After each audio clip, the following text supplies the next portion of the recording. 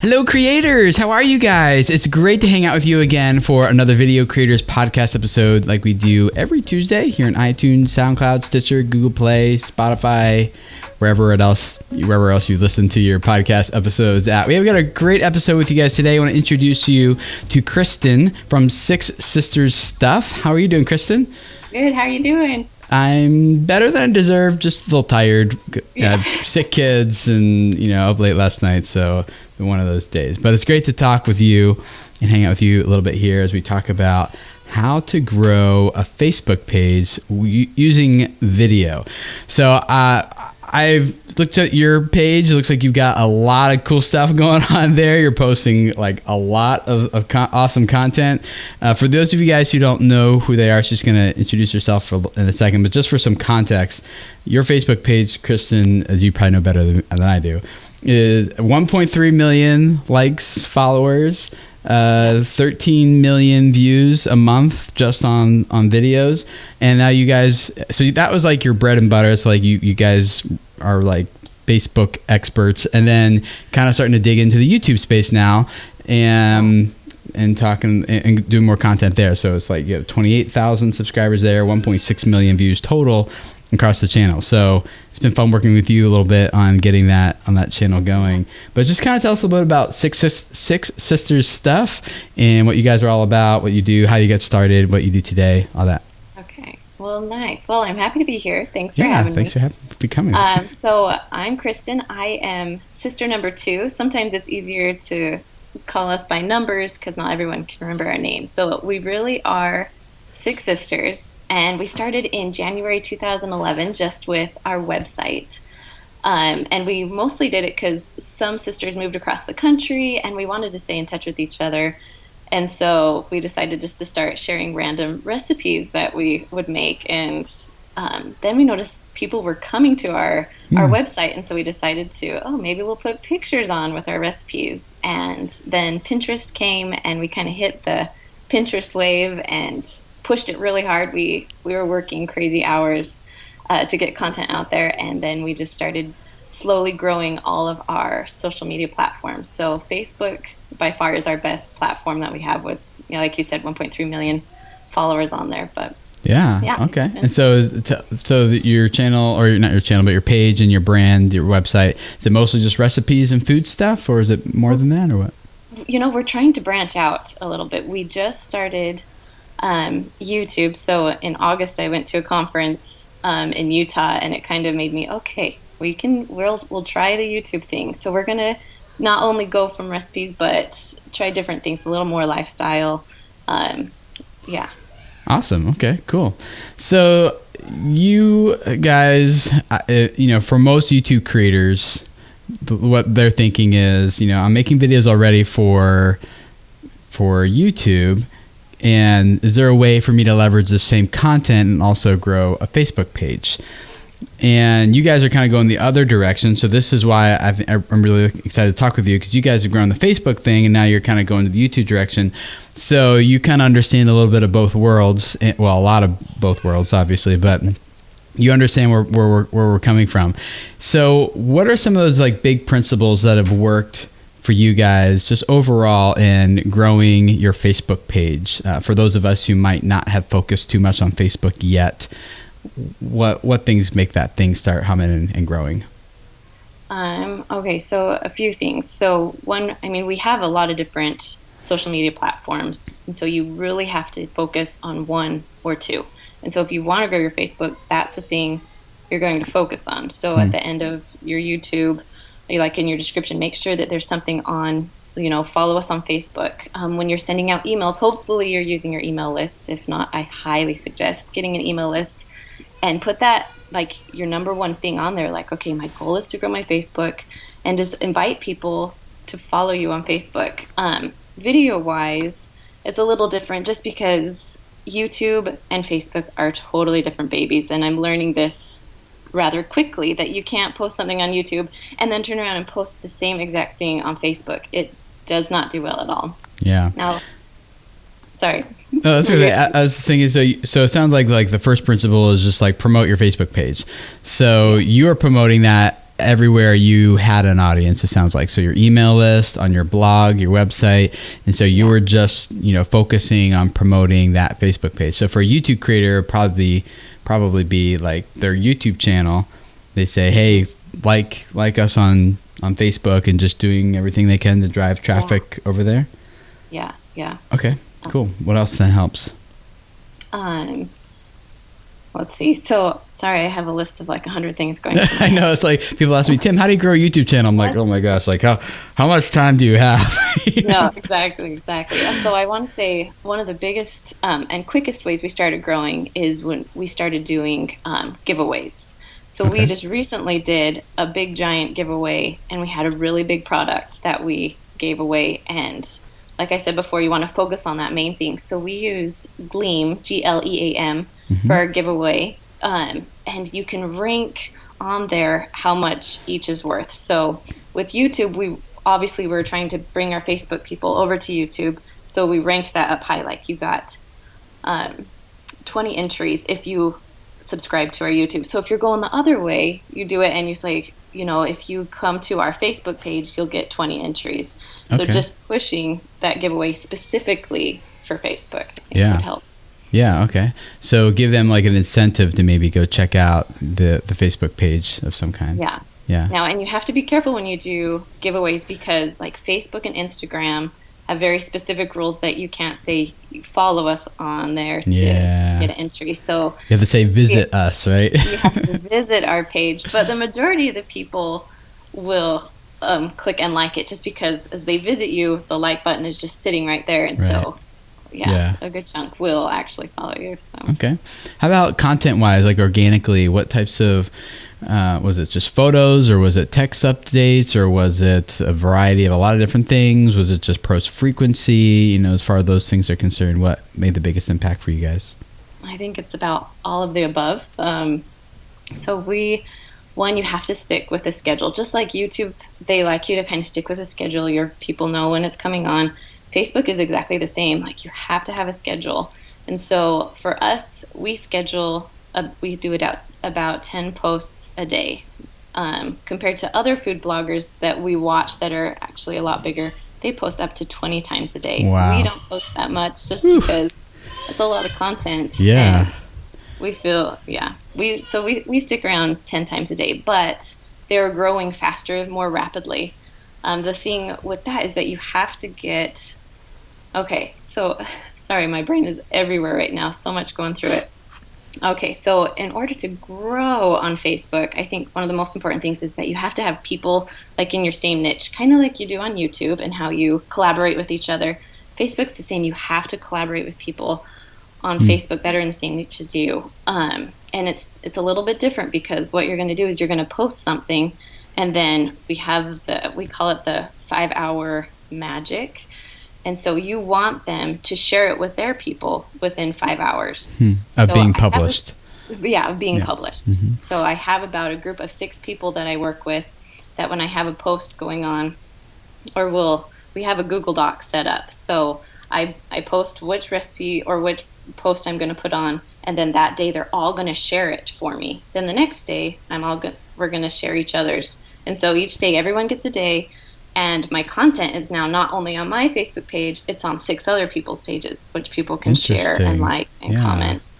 And so it's just a matter of working with people, which never thought about before. In YouTube world, that same principle is true, where there are a lot of creators who kind of all come up together. The most recent one we see right now are in the Jake Pauls, the Paul brothers, where they are constantly like collaborating, competing with each other, vlogging together, and it really drives a lot of session time, watch sessions and things, and watch times at each person's channel, and then all the channels get a lift. But we've seen that happen many times, in YouTube, where a group of family vloggers just really hit it off as genuine friends. And I think it's just like a general life principle, like partner with people, right? Like link arms with people you can. A strand of 3 is not easily broken, right? That's what the Bible says. Yeah. So I think that's a good life principle in general, whether it's Facebook or YouTube or business or whatever the case may be. For sure. So how does Sorry, Okay. can I add one more thing to that? Yeah, please. So also, as you're making friends, Facebook also loves when you share viral videos. So that's like one of the quickest ways that you can grow. Like Really? the quickest way is if you share viral videos. So I have a list of about 50 friends that we're all in a Google Doc together. And if they have a viral video, I mean, viral can be anything from 50,000 views to 5 million views, depending on just the bigger the video views, the better. And so we have a little Google Doc. If you have it, if you reach the criteria, put your link in there and I'll share that every other week or so, just because Facebook loves when you share viral things. And it doesn't necessarily have to be within your niche, I guess. So interesting. Yeah. So I'll give an example. So on Halloween, I shared a video. It was just a little tiny video, like 4 seconds long, but it was a video. That's the most important thing on Facebook. They love video so much more than just normal posts. But it was a little video of Cinderella and the clock hits midnight. And then I had words appear that says, midnight at Halloween, Christmas music is now illegal. And so our feed just went wild. Some people were so excited. Some people were so offended. I mean, comments everywhere, shares everywhere. And I had about 5.5 million views on just that one little tiny Cinderella video. But it helps when you have something go big like that, or if you share something viral, your next post that you're going to post will do a lot better. So the more viral videos you share, the more people will see your content. Okay. So how do you connect with these other people? Are they other, like, you meet them at conferences? Because that's a big question among YouTube creators. Like, I would love to collaborate, but I'm in a small town of, such and such Iowa. How do I connect with people? How did you guys do it? For sure. So I do a lot of research, like a ton of research and YouTube, I feel, is a little bit easier. So find YouTubers that are like you, that are trying to grow your Facebook. Those are the people I'd hit first, because you know that they're in the same niche as you. But right now I'm trying to find food bloggers on YouTube, and I am just searching every single day, searching my niche, searching certain recipes, searching just all kinds of things just to find people. And then I start commenting on their things. And then after about 4 comments, then I will email them, reach out to them and say, look, I'm trying to grow my YouTube. Would you like to work together? Same thing. You could just say, I'm trying to grow my Facebook. Would you like to work together? It's just really a lot of research. So you're just doing like cold calls, kind of. Yeah. Okay. I kind of just give them my stats and just let them know, like, look, this is where I'm at. This is what I'm trying to do. I listened to a speaker once, you can give them just a little bit about you, or you can sell yourself. And so that's what I do. I sell myself all day long, trying to convince people, you know what, you want to work with me, and this is what I'm going to get you. So how does video play a role? I mean, you're talking about sharing other people's, but when it comes to content that you're creating, your original content, what role does that play in how you grow your Facebook page?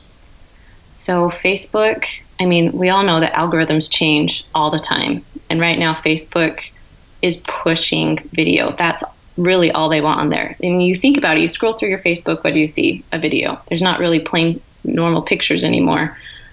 They love video because it keeps people on Facebook longer, just like YouTube. They want people to stay on YouTube.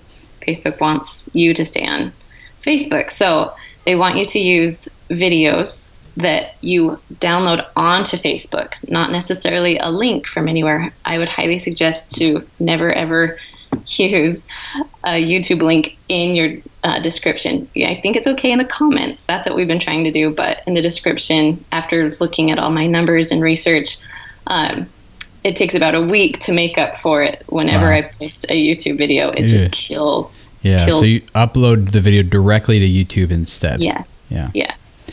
The pushback that YouTube creators usually give at this point is, but I can't monetize it then. Like, I can't get ad revenue on Facebook. So why would I do that? I would rather share the YouTube link, because at least then I'll get a few more views or something. I have my own spiel I usually go into at that point. Do you have one or not? Not really. Otherwise I'll share mine. I have one. I mean, you could always do a little teaser, make it a little video on Facebook, and then do your link in your comments. But if your purpose is to grow your Facebook, do not put your link in there. Yeah. I'll just end it at that. so it's what you're saying is like, even if you do that, it's not going to convert that much. No. Like, so if your goal is like, I need to get people onto my YouTube channel because that's where I'm going to make money, it sounds like you're saying you're not going to get like hardly any traffic going over. Like, you're missing out on maybe a penny or two. Right. You know, like, there's no way to know really, but it's just my response is usually, well, I feel like, and you guys have been around for a while, you've heard me say this before, like, I think you need to have a bigger business model than just AdSense. You know, like, what's the value that you're delivering, and can you monetize that value? And the answer is yes. And again, it comes back to creativity and pushing through roadblocks that everyone faces. Yeah. And can you sell that in a format outside of just selling other people's products through advertising?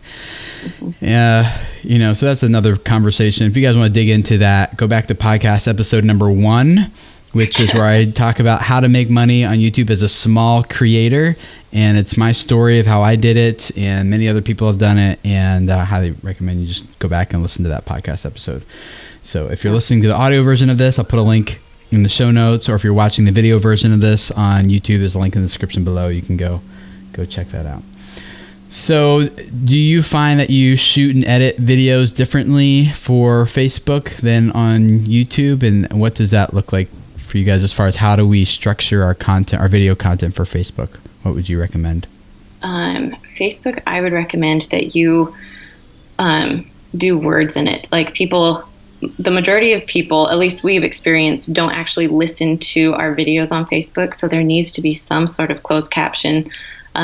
With us, ours is a little bit easier because we do recipes. So we just show like 2 eggs, and we do a lot of hand videos in Facebook compared to YouTube, where they want to get up and personal with you. I mean, you guys know this. They want to see your face. And so that's been a lot different for us. We talk a lot more. So we are shooting almost 2 very different videos for each one. We use somewhat of the same content. So I always have YouTube in mind because that's going to be a bigger and better. And then I will use some of that stuff and also film extra things that I can make work with Facebook. So I like how you said better. Yeah. It's going to be bigger and better on YouTube. Yeah. So that's really important. I found my videos, like, it doesn't really I do it, like, I upload my video creators videos to my Facebook page at facebook.com/video creators. But I always have that captions on because people don't enable audio there. And most of the time, like, most people aren't scrolling through their Facebook feed hoping to learn about YouTube either. So it's kind of like not the best content for Facebook, but I still do it because there are always people who will watch it there who would otherwise have seen the content, and those captions are really important. What does that mean for like a vlogger or someone who's has a lot of dialogue, but it's just going to be really expensive or time consuming to caption all that? Would you recommend it's still worth it, or use a captioning service, or what would you recommend? For me, if it was me and I had a huge dialogue, like I just barely did when we went to Hallmark Channel and I filmed everything you possibly could imagine, but I don't want to stick that whole thing on Facebook, because on Facebook, their max is like a minute to 2 minutes, and they don't want to see any more than that. So I would highly recommend making a little teaser and putting it into your Facebook, because you're still getting video out there, which Facebook loves. And then you just put the description or the link into the comments, so people can actually find it if they want to. But the most important part of growing Facebook is just to get video on there. Right, because like on Facebook, most people aren't really. I mean, they did add the watch tab or the watch. What's it called? Watch tab? What's the watch button? I don't forget. Whatever. The watch thing where you can like just watch videos basically. Like, so YouTube's making a big push for longer form content. But when people are just scrolling through their feed, they're usually just not like looking to camp out on a video for a little while. They're probably like a minute, 2 minutes, which is interestingly where YouTube was in the early days, like 10, 9, 8 years ago, where it was like, people are just really ADD. They're not really having long viewing sessions. They just kind of want like a quick cat video, and then the next video of baby hurting themselves or something. Is really just, dumb things. By hurting, I don't mean like falling off of like the couch onto the floor and then like rolling, right? That's what I mean. But yeah, so it's interesting that like when people are on Facebook, like they're just kind of looking for a quick thing, and then when I keep scrolling, whereas on YouTube, they're browsing the suggested videos and kind of going from one video to the next and spending a longer viewing session on there. So shorter, how about square versus 16 by 9? Have you noticed anything about the shape? Only share square. It does better for us, but some people still do the rectangle. But have you guys done the portrait ones, like the 16 by 9 on its side, so 6 by... Oh. Yeah, have you guys tried those or no? I've never done that before. Because that would take up like the entire screen, basically, when you scroll by. I never... Yes. When we are in these share groups, they will only share square, so that's all that we film right now. So okay. And the reason for that, guys, is square takes up more screen real estate on mobile. So when people are scrolling through, like a 16 by 9 in the rectangle one only takes up like this much, but a square will take up like this much and be more noticeable for people. So I just have my editor take my 16 by 9 video, and this might be a bad idea. You can totally correct me if I'm wrong. But I have my editor take my 16 by 9 video and just add black bars to the top and the bottom. That way the captions show up very clear and visible over the black bottom. And then at the top she puts like some meme text or something that kind of like just pitches the video to someone who's quickly scrolling by. So it's probably not as good as just making an actual square, but for the amount of time and energy I'm putting into Facebook right now, to go back to your first point that I'm violating. It kind of, it's worth the juice is worth the squeeze to do that, but probably not a whole lot more for us in that niche anyway. So you guys are kind of going the opposite direction than most people here. Is we're trying to go from YouTube to Facebook. You're going from Facebook to YouTube now. And what are some ways that are you just trying to repurpose content for YouTube for Facebook, or Facebook for YouTube? And are there ways to repurpose content on both platforms or not? Or what are you guys learning there? Oh man, it's been a lot of trial and error, that's for sure. Right now we're just making all new videos because what we had on Facebook before won't transfer over to YouTube easily or very pretty. We'll just say that. Okay. So we film for YouTube and then we make Facebook work, because YouTube we can actually earn money. Facebook, we're just looking to get our audience engaged to help grow our Facebook. So that's the purpose of that. So I guess. So that when you do have something to sell, you have an audience there who's willing to buy it, right? So like that's kind of a marketing play for product rather than anything else. Yeah. Exactly. So that's one reason we grew it so much, because when we do sell, then we go to Facebook Live and we get so much more engagement and so much more people watching when we do a Facebook Live. And that's when we sell our products, is when we're live, when people are actually looking to purchase and buy. So the content is more like build relationship, provide value, earn trust, credibility, and then when this pitch comes for the sale, people are like, heck yeah, as opposed to, who are you? Why are you showing up in my feed all of a sudden? Exactly. Okay. So you're not repurposing content. No. Would you just discourage that completely? Or I think it depends on, for us, it's so very different, but I think it depends on what you do. But yeah, so for like for a vlogger who's probably not going to go shoot a different video for Facebook than they would for YouTube. It's like their day or their story either way. Have you guys learned anything that would be helpful for like a vlogger or a gamer or someone who's like, I don't have the capacity to shoot 2 different videos? What would you say?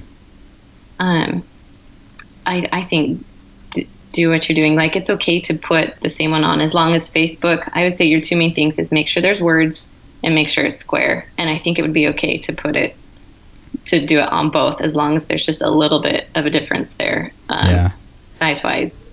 I was thinking you were going to just tell them to suck it up and just do it.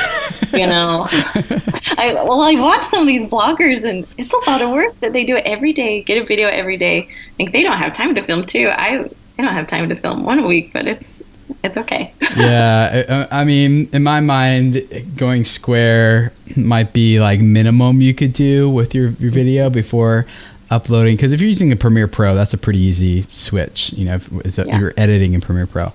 But other than that, like cutting that would be a good test to do. If you could cut like your 10-minute version for YouTube and then the 1.5-minute version square for Facebook, where it's maybe not the full story, but it's like a highlight of the story, or it's would that work, you think? Or I'm just thinking out loud right now. No, that's what if that was me, that's what I would do. Okay. I would just do a little clip, a teaser, and then, yeah. Okay. So what would a YouTube creator need to kind of consider or understand before trying to come over to Facebook and grow a Facebook page to complement their YouTube channel? Is there anything like big or glaring or different that YouTube creators need to consider? Just first of all, make sure it's not your personal one. If you are starting a new one, make sure that you have like either a business page or something that's just not under your name. Like you wouldn't start a Tim Schmoyer even though you're video creators on YouTube, you know, like you need to have your own personal one. And then that way you now have 2 different Facebook accounts, and Facebook loves when you share back and forth, so you can actually share it onto your original, I guess your, what am I trying to say? Personal profile versus a page? Although you don't want to do it all the time, but just sometimes, I mean, just to have a few shares, get and go and tell your family what's going on. Kind of like YouTube, you just want to get past that 100 first followers. And so if you get your family involved, get over that first 100 bump, and then it will start coming. Okay. It sounds like consistency is a big deal too, regularity, like you're doing 10 a day. I'm assuming they're spread out over the course of the day, right? Yeah. So we start at like 4 in the morning, go end at 10 at night. So. Whew. Yeah.